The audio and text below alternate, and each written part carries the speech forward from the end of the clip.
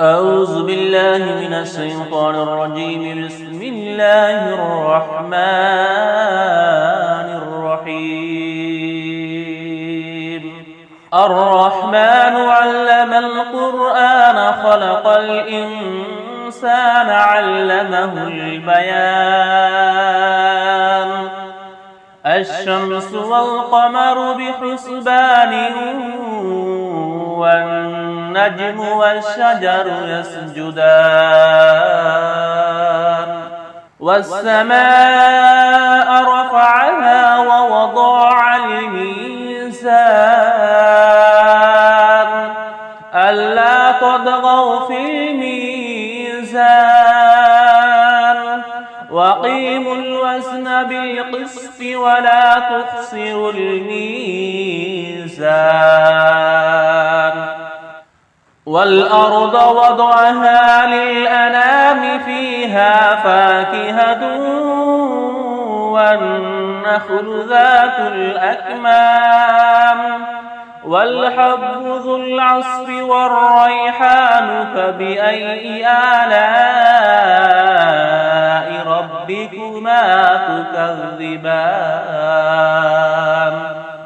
خلق الإنسان من صلصال كالفخار وخلق الجان من مارج من نار فبأي آلاء ربكما تكذبان رب المشرقين ورب المغربين فبأي آلاء ربكما تكذبان مرج البحرين يلتقيان بينهما برزخ لا يبغيان فبأي آلاء ربكما تكذبان يخرج منهما اللؤلؤ والمرجان فبأي آلاء ربكما تكذبان وله الجوار المنشآت في البحر كالأعلام فبأي آلاء ربكما تكذبان كل من عليها فان ويبقى وجه ربك ذو الجلال والإكرام فبأي آلاء ربكما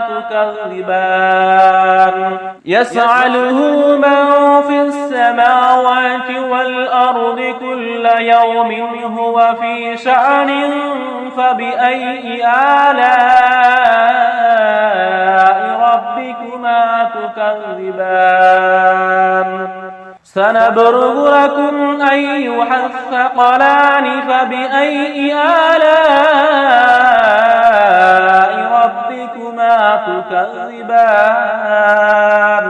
يا معشر الجن والإنس إن استطعتم أن تنفذوا من أقطار السماوات والأرض فانفذوا لا تنفذون إلا بسلطان فبأي آلاء ربكما تكذبان يرسل عليكما شواظ من نار ونحاس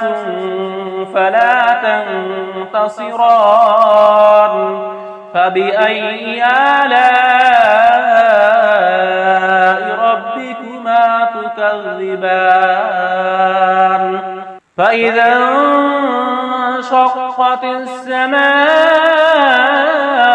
فكانت وردة كالدهان فبأي آلاء ربكما تكذبان فيومئذ لا يسأل عن ذنبه إنس ولا جان فبأي آلاء ربكما تكذبان يعرف المجرمون بسيماهم فيؤخذ بالنواصي والأقدام فبأي آلاء ربكما تكذبان هذه جهنم التي يكذب بها المجرمون يطوفون بينها وبين حميم آن فبأي آلاء ربكما تكذبان ولمن خاف مقام ربه جنتان فبأي آلاء ربكما تكذبان ذواتا أفنان فبأي آلاء ربكما تكذبان فيهما عينان تجريان فبأي آلاء ربكما تكذبان فيهما من كل فاكهة زوجان فبأي آلاء ربكما تكذبان متكئين على فرش بطائنها من استبرق وجان الجنتين دان فبأي آلاء ربكما تكذبان فيهن قاصرات الطرف لم يطمثهن إنس قبلهم ولا جان فبأي آلاء ربكما تكذبان كأنهن الياقوت والمرجان فبأي آلاء ربكما تكذبان هل جزاء الإحسان إلا الإحسان فبأي آلاء ربكما تكذبان ومن دونهما جنتان فبأي آلاء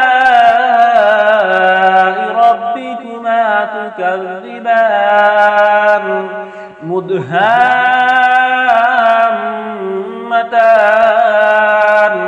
فبأي آلاء ربكما تكذبان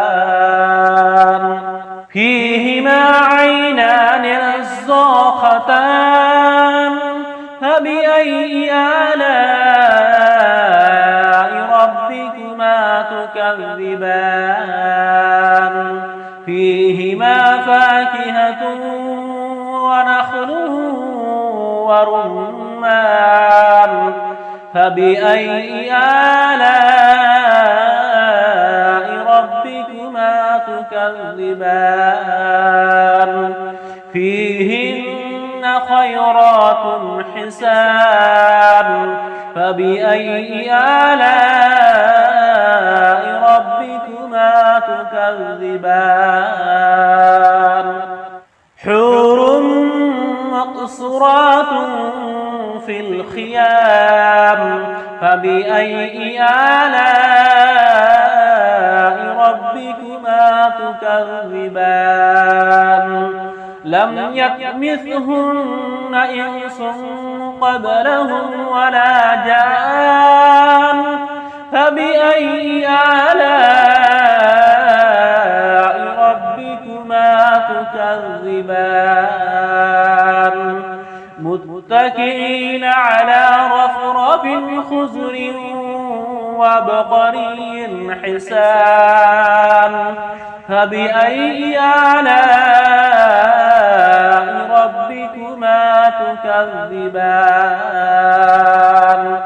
تبارك اسم ربك ذي الجلال والإكرام